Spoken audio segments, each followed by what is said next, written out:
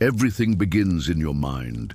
Not the world outside, not the economy, not your circumstances, but the invisible landscape of thought. From the first moment you wake up to the instant you fall asleep, reality is not something that simply happens to you. It is something filtered, shaped, and projected through your mind. This truth is so simple, yet so dangerous, that entire systems have been built to keep you from seeing it. Think of it. Every sight, sound, and touch you've ever experienced had to pass through the gateway of your mind before it became real for you. The screen you're looking at is just pixels until your mind interprets them. The words you hear are just vibrations until your mind gives them meaning. The so-called outside world is nothing more than an interpretation running on the inner stage of consciousness. And yet, we've been trained to forget this. From childhood, we are taught that life is external, that power lies in money, status, politics, or other people's approval. But ancient traditions whispered a different story. Hermetic teachings said, "As within, so without." Eastern sages declared, "With our thoughts we make the world." Even scripture hints, "Be transformed by the renewing of your mind." Different cultures, one timeless truth: the mind is the origin. Why is this secret buried? Because a person who understands their mind creates their own world. Such a person cannot be easily controlled, cannot be sold illusions, cannot be made a slave to fear. And that is precisely why distraction, noise, and programming surround us at every turn. The moment you see that everything begins in your mind, reality itself begins to bend. The bars of the cage dissolve. You realize the projector was always in your hands. If everything begins in the mind, then the mind is not a mirror, it is the seed. What grows in your life is not random, it is the harvest of what has been planted in thought. Fear grows fear. Doubt breeds more doubt. But a single shift in perception can rewire the entire path of your reality. The first theme is that reality is constructed, not discovered. People think they are living inside an objective world, but what they are really living inside is the story their mind tells them about it. Two people can walk into the same room and live in two completely different universes because the filter of perception shapes what they see, how they feel, and what they believe is possible. The truth is not what the world shows you, it is what your mind allows you to recognize. The second theme is programming. From the day you were born, ideas were placed into your mind. Ideas about who you are, what you deserve, what you should fear, and what you should desire. These thoughts didn't begin with you, yet they became the foundation of your reality.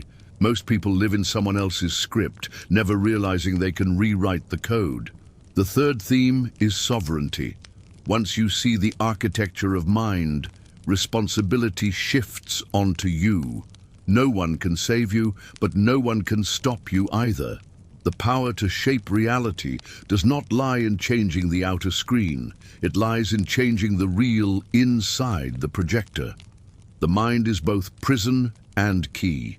And the moment you recognize this, life stops being random. It becomes intentional. Imagine life as a vast theater. The stage is set with people, places, and events, and you are seated in the audience, believing you are only watching. But in truth, you are not just a spectator, you are the playwright, the director, and sometimes even the stage itself. The script is not fixed. It is rewritten with every thought you allow to repeat, with every belief you accept as true. There's an ancient story of a man trapped in a cave, chained, forced to watch shadows dancing on the wall. For him, those shadows were reality. Yet once he turned and saw the fire, and then the world outside the cave, he realized he had been living in an illusion. This story is not about some distant prisoner, it is about us. The shadows are the external world we take as final. But the fire is the mind projecting them. The world outside the cave is the unfiltered consciousness waiting to be rediscovered. Or consider the seed and the soil. You cannot see the harvest the moment you plant, yet the fruit is inevitable once the seed is chosen. Your mind is the soil, your thoughts are the seeds. Plant fear and you grow chains. Plant vision and you grow freedom. The soil does not argue, it simply returns what was planted. These symbols remind us, the mind is not passive, it is alive, fertile, creative. What you hold in thought expands into the shape of your reality. To see life only as material is to remain in the cave. To see it as mind first is to step into the sun. It is easy to speak about the mind as a grand cosmic principle. But what happens when you wake up tomorrow? What happens when bills are due, when stress weighs heavy, when doubt whispers louder than faith? The truth that everything begins in the mind is not meant to stay in philosophy. It is meant to be lived. Start by noticing the story you tell yourself each morning. If the first thought in your head is, "I'm tired, I can't, nothing changes," then you have already programmed your day to obey that script. But when you plant a different seed, even as simple as "today bends in my favor," you shift the frequency of your perception. The world begins to echo what the mind declares. Look at your relationships.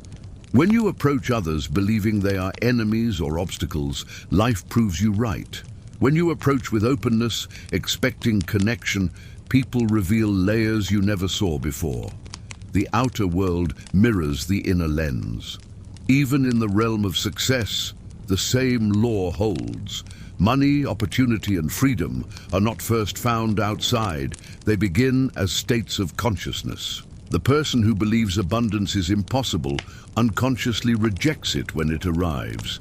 The one who believes it is natural begins to act, decide, and notice in ways that make it inevitable.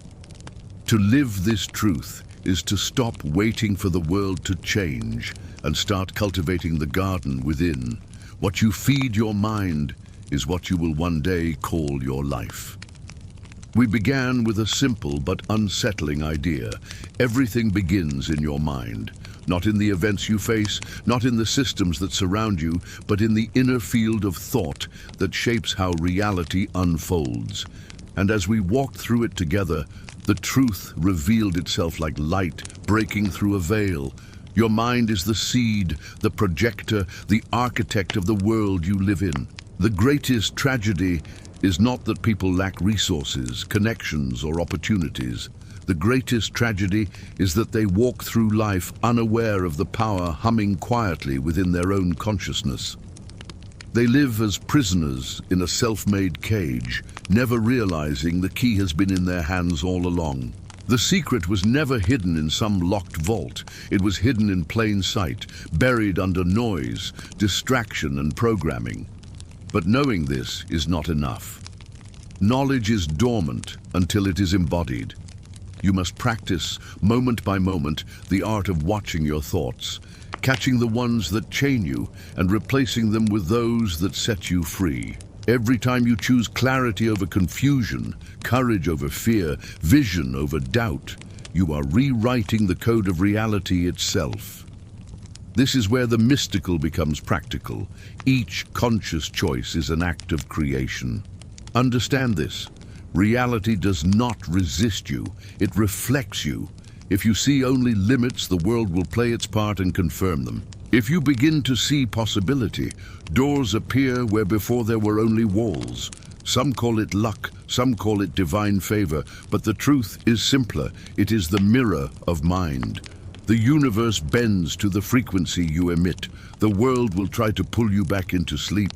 It will whisper that you are small, that you are powerless, that nothing changes. But you have seen behind the curtain. You know that the stage was never fixed. You know that your mind is not the echo, but the origin. And once that realization burns inside you, there is no going back. So the call is simple, yet urgent. Guard your mind as if it were the foundation of your life, because it is. Choose what you allow in. Choose what you allow to grow. Stop rehearsing old scripts of fear and begin writing new ones of vision, strength, and sovereignty. And remember this: greatness does not begin with resources, nor with timing, nor with opportunity. It begins with a single seed of thought, planted with conviction, watered with discipline, and grown into reality by persistence. Everything you dream of becoming, everything you long to create, begins not tomorrow, not when the conditions are perfect, but right now, inside your mind. Because everything begins in your mind, and once you master that beginning, there is no limit to where the story can go.